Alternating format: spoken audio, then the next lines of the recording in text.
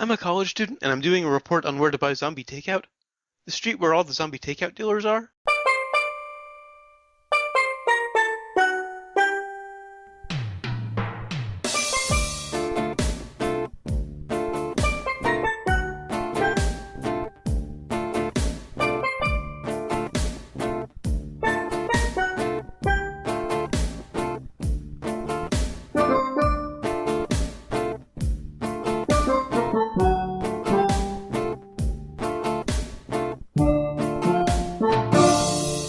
What's up? Welcome to episode 195 of Zombie Zombie Takeout, Takeout. the B-movie and cult movie podcast. I'm Uncle John.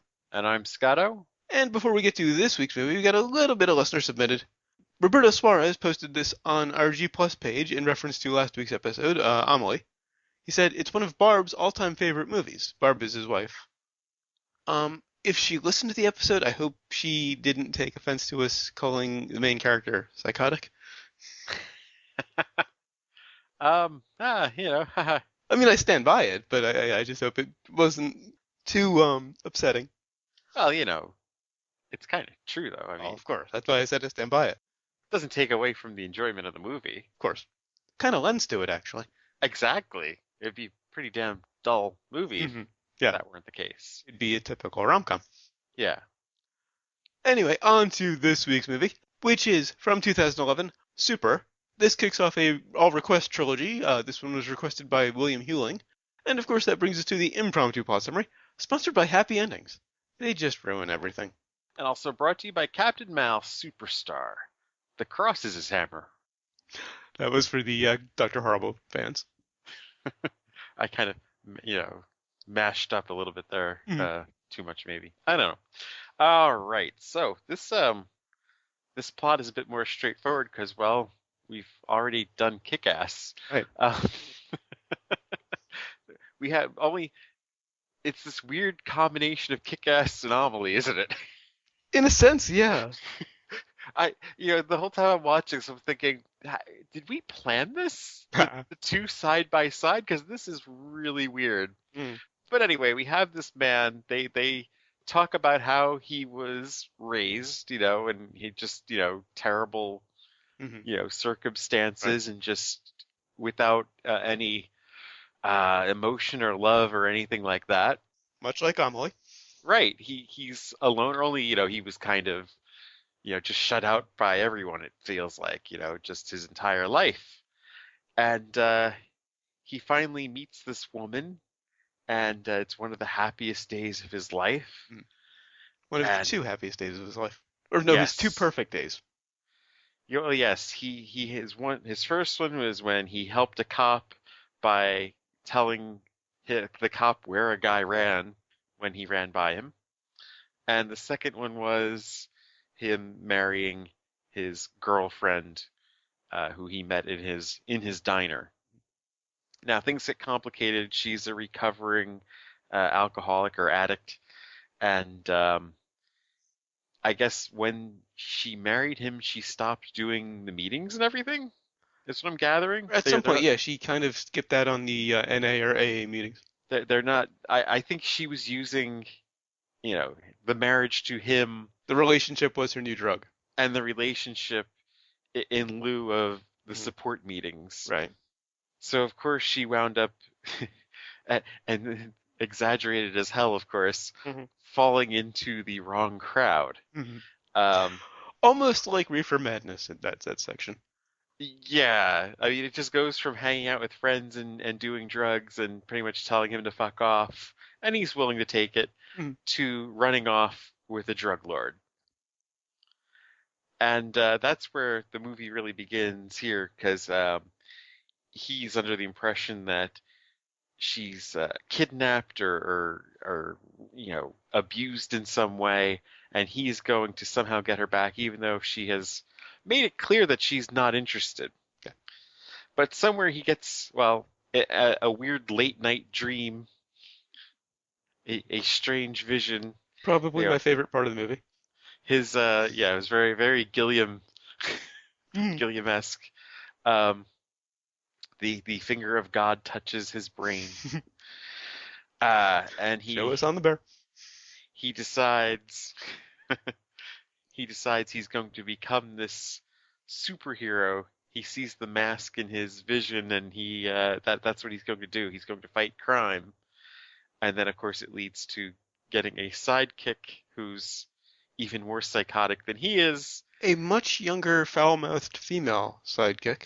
Yes, Hmm. and and uh, and hilarity ensues. Now, we've been talking about the whole Kick-Ass thing. However, close to the time that Super was released, another film on the topic of amateur superheroes, Kick-Ass, was released. During the production process, Gunn, a friend of Kick-Ass creator Mark Millar, learned of the other film. In an interview after Super was released, he commented, "I was definitely wary of it. I was like, this sucks. Kick-Ass is being made into a movie. Is that going to mean we're irrelevant? But in the end, the stories are so different. Our movie is about a guy who's on his own sort of spiritual quest and he just happens to wear a superhero costume during it. But it's really about the guy and not the costume." Millar later defended Super in light of the accusations that it's copying Kick-Ass, saying, "People have said to me, oh my god, he's ripping off Kick-Ass because it's coming out 1 year later. But James was doing this when I was doing Kick-Ass as well. Both projects were coming together at exactly the same time." Millar went on to screen Super at his Kapow comic convention in London.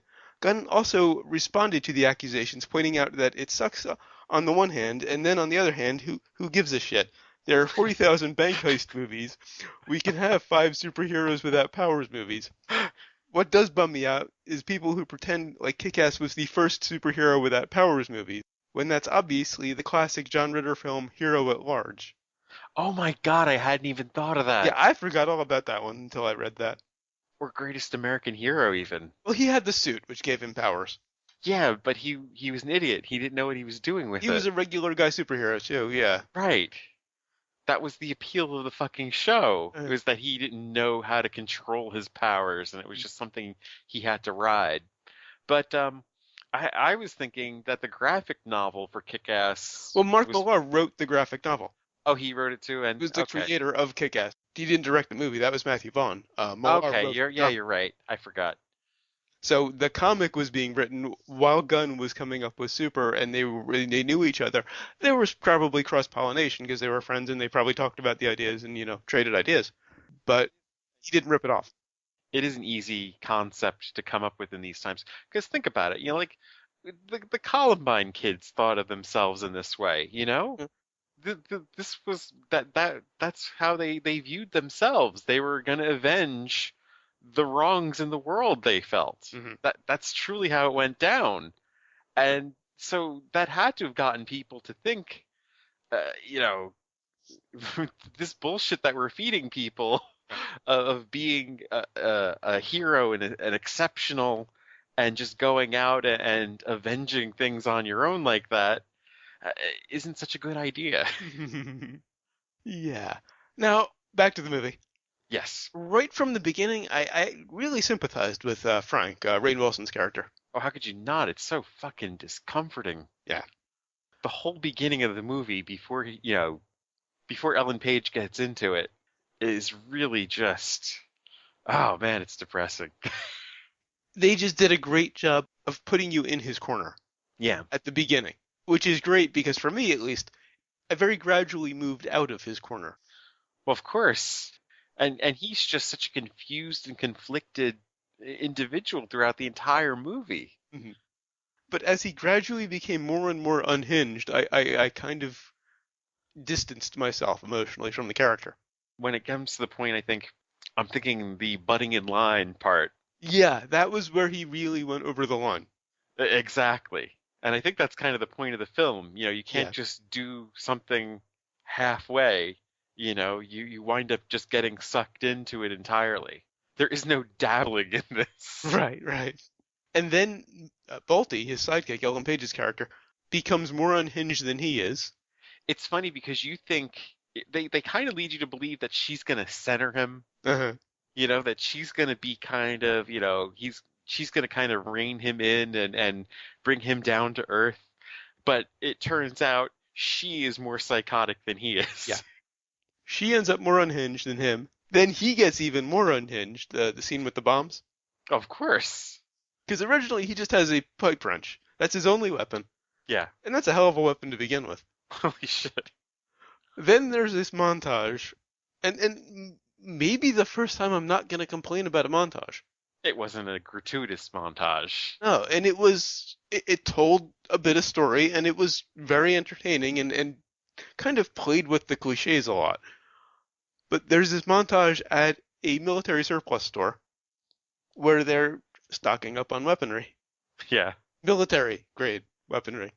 Yeah, I just played around with the shopping carts too. I mean, it was all, it was pretty funny. One point she's holding up a gun, he walks over, takes it, hands her an RPG. Well, she's got like the pink rifle kind of thing, Mm. and she's playing around. Look how nice this is, and he like takes it out of her hands, and of course, thinking that no, not for her. Instead, he of course hands her the RPG, Yeah. and she's like, "Oh boy, yeah." Now, just rolling back to the beginning for a couple of points I wanted to mention. Nathan Fillion plays a Christian superhero in the movie. A TV character that Frank watches occasionally, and who ends up in one of his dreams briefly. And I can't remember the dude that's based off of. You're right; it is based on an actual character. You're It was right. like it was the dude that played the best friend in like Charles in Charge or something. Uh-huh. And yeah, he has this whole series of Christian this superhero Christian thing. superhero Yeah. thing. Yeah, that's totally who they're making fun of. And it was hilarious, especially after Dr. Horrible. Just seeing Nathan Fillion playing a superhero is brilliant. I didn't even realize it was him at first. Well, the hair kind of, throws you off. Like the whole time, because this is the second time I've seen this. Uh, The first time I was watching it, I'm like, who the fuck is that for the entire movie? this was And before Dr. Horrible, and it was well before you saw Firefly. So yeah, you had right, no idea who exactly. Fillion was. Actually, no, I think it was around the same time. Oh, okay, Yeah, I think it was all around back in December when we were on break or whatever. okay. So you didn't see this when it came out. No, it was Netflix Okay. or cable, or no, it might have been Netflix. So it's still you had seen Firefly, and it still took you a lot to recognize Nathan Fillion. Yeah. Well, the mask and the Mm. makeup and shit and the hair. Yeah. Now there was one scene that I thought kind of broke reality a bit. He's channel surfing and happens upon tentacle hentai. For those who don't know, hentai is anime porn. I didn't put two and two together, Mhm. but that whole sequence of his vision was everything from that he'd watched on TV from that night. Yeah.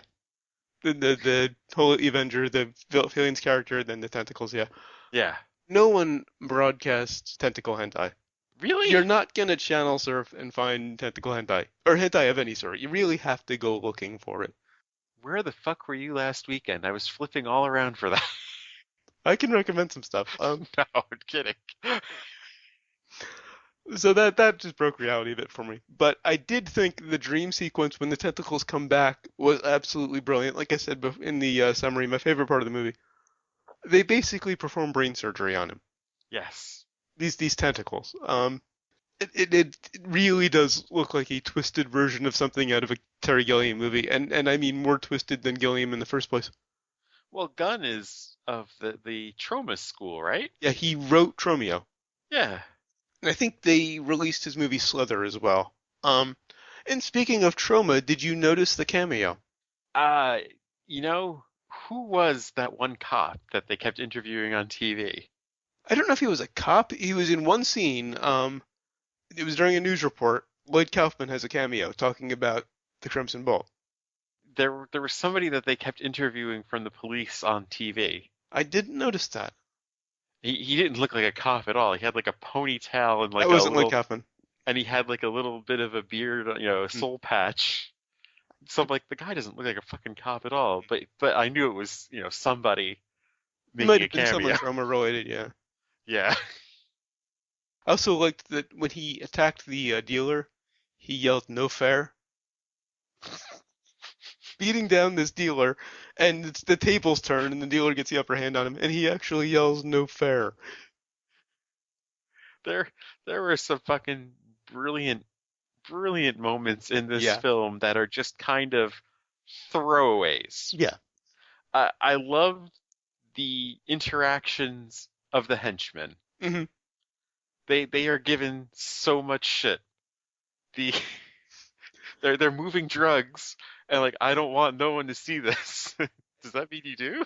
And when you have, Michael Rooker and Sean Gunn as the henchmen, you have to give them something to play with. Right. Talking about double negatives. Oh yeah, it It's actually fucking makes you want it. hilarious. Yeah. Does that mean you do want someone to see it?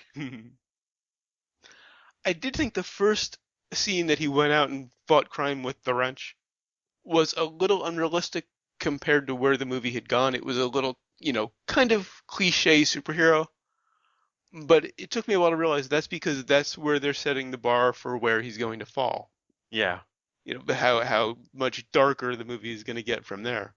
Well, I mean, you know right away that it's not going to be pretty. 'Cause, I mean, first you're expecting the cartoon action. They keep setting that up where you think it's just going to be, oh, just a punch and, someone falls down. But, he, of course, Gunn just gives it the full trauma, Oh yeah, effect. and takes it a bit further than typical trauma because they tend to play a lot for laughs. Yeah. He gets real serious. Oh, yeah. Before we get to that, one point I did like when he attacks the dealer, when he said, the no fair fight.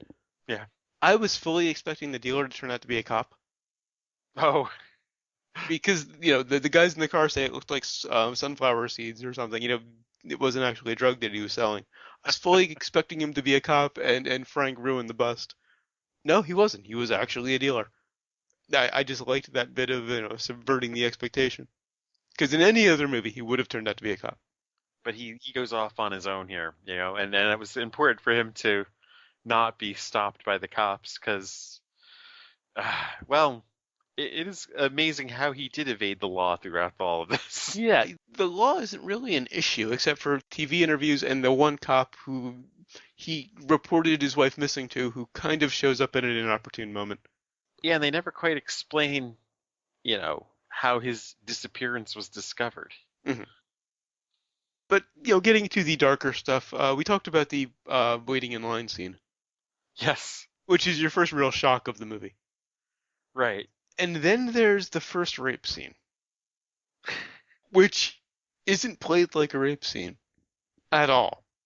Wait a minute. First rape scene. The wife later, by the dealer, or the guy buying the drugs. Oh, okay. Okay, yeah. Yeah, you're right. Hmm. Oh, definitely. There's actually a debate on the IMDb forums as to whether or not it was rape. It is very definitely rape. Oh, when Boltie. Yes. Yes. Yeah. Is that the first of that kind in cinematic history? I believe it may be. I've never seen another one. I mean, you would think it was something that had been done somewhere along the way. I can't say definitely it is the first. It very well may have. But I've never seen it before. Which is why it's another one of those moments like the cutting in line scene that just kind of shocks you and it's one of those shit gets real moments. Yeah. I mean, that's really, I think, the difference between this and Kick-Ass, if you do compare the two. Yeah. That Kick-Ass kind of has that sentimentality a little bit. Oh, she was cheated and stuff, and he has this kind of sad past that you really don't see much of. Whereas this is just all about the sadness. Yeah. Kick-Ass still glorifies the violence. Yeah, it does. This does not glorify the violence No, at all. it does, revel in showing it, Uh-huh. but it's kind of it's kind of to shock Yeah. more than to glorify. And it's not shock value though. It's not like they're throwing a gallon of fake blood at you. It's really just showing what it would really be like if someone decided to pull this shit.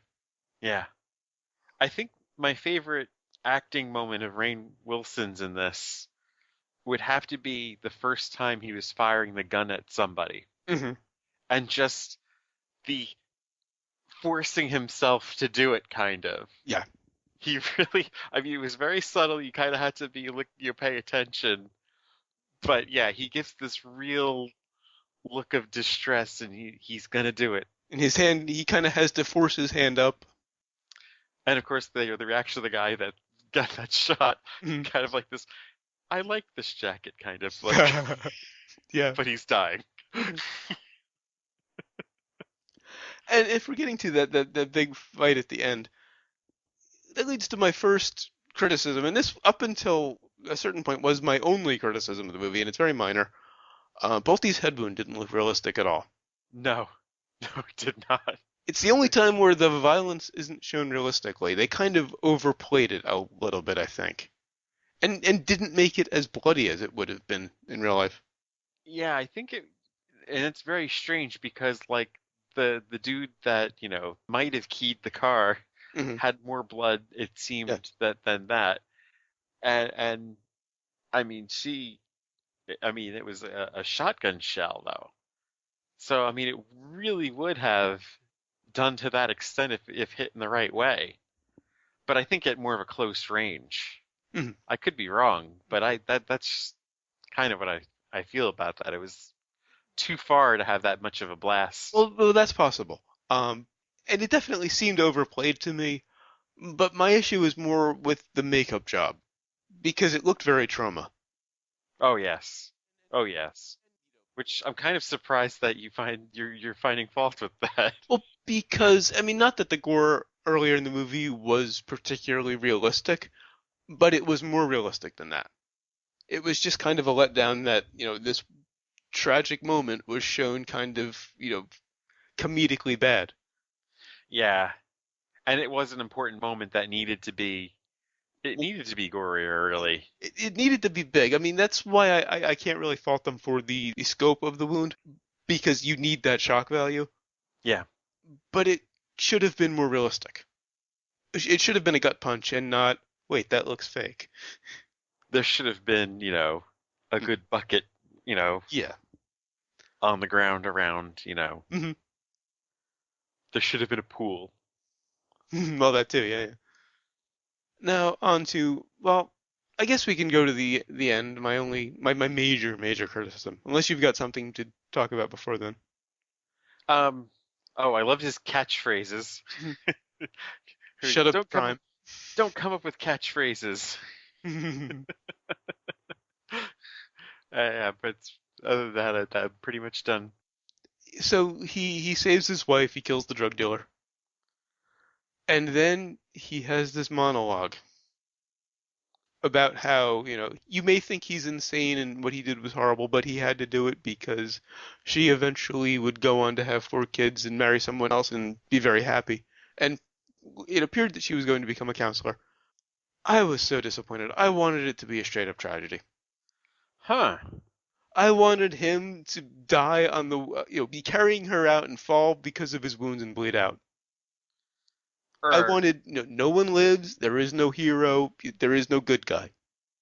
well, I think the logical thing would have been for him to have been in jail. Yeah, yeah. That could have done that too. That would have been a little anticlimactic. I wanted him dead. It's not exactly a happy ending because it is just him and a rabbit. Well, for him though, but he's still justifying his actions, and Yeah, it attempts to justify what he's done. that is the problem. It's still like he doesn't get what he's done. Well, and I can accept that he doesn't get it, but it kind of attempts. At least it seemed to me that it tries to convince the audience that what he did was justified. Well, exactly. Yeah, yeah. I think that is the problem. That's where it And falls down for me. I mean, I'm okay with him not getting it. well, no, I think maybe in some way he should have. Maybe he'd gone too far. Maybe it didn't have to go down that way. If he'd learned from it, I would have been okay with that ending. Yeah. Actually, instead of dying, actually, the ideal for me, come to think of it, is have him locked away, in an asylum, still convinced that he was doing the right thing. Or yeah, something like that. In fact, this is one of 2 occasions. I don't know if you've ever heard the term headcanon. It's when you come up with a bit of plot in your head to fix something that you weren't happy with. This is only the second time I've come up with headcanon for something. Another one was an anime that I hated the ending of. I have my own ending here. This is where he, bleeds out. But I kind of like the Rubber Room still convinced he was doing the right thing ending too. Something to that effect. Because, I mean, he needed to pay for what he had done himself, too. Yeah, yeah, yeah. I mean, just because it did help her and she went on to do good things and create good things doesn't mean what he did was actually right still. No, and I would have been fine with her doing that if they showed it in a way that didn't involve his monologue. But on the other hand, it is just him and a rabbit. It wasn't you didn't get the entire Hollywood ending Well, no. of like him with a girl or Yeah, him in yeah. his marriage or anything like that. No, but it still showed him as a hero, and even because he was unhappy at the end, it was just him and a rabbit. It made him that much more of a hero because of his sacrifice. True. And I didn't want to see him turned into a hero. And it seemed to me that they were aiming for that straight up tragedy up until that last scene, up until the monologue. Well, in a way, it is still a tragedy because it is just him and a rabbit. Yeah, but it's a tragedy where he gets to be the hero. He's just watching things from afar. Mm, He doesn't quite overcome, he doesn't get the Amelie treatment where, you no. know, he's a participating member of society or anything like that. Everybody else, like they imply in the drawings on his wall at the end that his friend from the diner got married too. Uh-huh. So pretty much everyone else is happy. And I guess they're just saying that he's happy being on his own Yeah, I didn't want him happy. and watching from a distance. I wanted him dead at the end, honestly. That's how far out of his corner the movie took me. And I love that about it. I loved this movie. It was, I'm not going to talk about ratings yet, but Right. it was very high up until that ending. That just really took the wind out for me. One last bit of trivia. It was released on April 1st, 2011. Oh, really? It was released on April Fool's Day. Which, just having bitched about the ending is kind of amusing.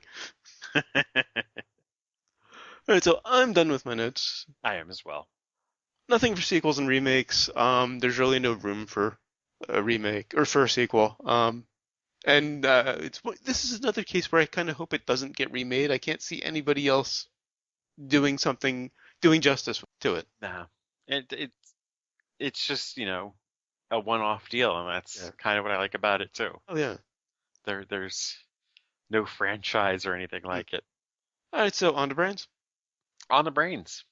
Like I said, I loved it for almost all the way up until that monologue at the end. It was an easy 4.5. I thought about 5 for a while.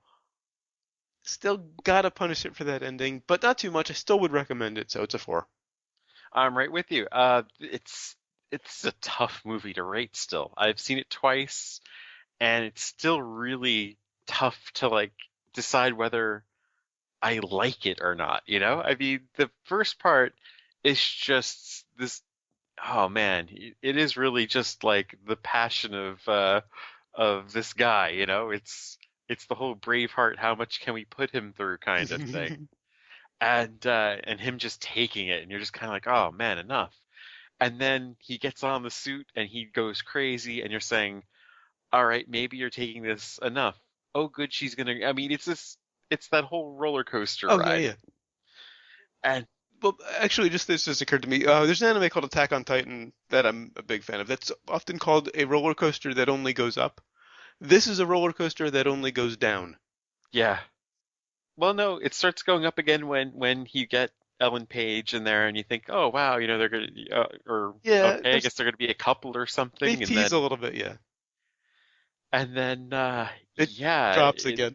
and then she winds up being crazier than he is. Mhm. But yeah, what a companion piece to Amelie, though. I'm giving it 4 as well because Alright. it's uh it's sort of a more grown up version of Kick-Ass. Yeah, definitely. Kick-Ass is more about the adolescence and the celebration of the hero, and this is kind of like, but then there's the whole real life thing, Mhm. Oh, and which, incidentally, we didn't plan this in reference to Ellen Page's recent revelation. it just kind of worked out that way. We weren't trying to cash in. And we didn't even plan Amelie for Valentine's Day either. No, no. That was definitely, well, I guess it would be a happy accident, yeah. We seem like geniuses, but I assure you, we are not. No. Um, All right, so what have we learned? Shut up, what have I learned? Ha. And I learned that you never want to take on a sidekick. They'll just complicate things. Well, depends how they look in the suit. Anyway, until next week when we'll be reviewing Critters. This one was requested by Scott Spencer. Go to zombietakeout.com, check out the album art, the episode description, of course the episode itself, which you're already listening to. Links to find us on Facebook, Twitter, and Google+. Links to subscribe via RSS and iTunes. Please leave us a rating and a review on iTunes. We'd really appreciate it. You also find the movie list, every movie we've reviewed so far, and every movie we're going to review, up through 202 at the moment. Also, the request form. If you've got a movie you'd like to hear us review, please leave it on the request form. We'll get to it. And, of course, the recommendations list. I really didn't think I would like this one reading the plot summary. So it was a big surprise. I knew about 10 minutes in it was probably going to be on the rec list because I figured you'd probably like it more than me. It's it's kind of tough to watch. Yeah. You can also email us at zombietakeout@gmail.com or leave us a voicemail at 414-368-ZTO1 or for the alphanumerically challenged. Shut up, alphanumerically challenged. 414-368-9861. Nice change of pace. Or should I just be, don't be alphanumerically challenged? Of course, always remember that you'll always be calling from the middle of Milwaukee. And of course, until next week, always remember, never forget, wherever you go in life, there you are. Oh, it's very good. You're lying.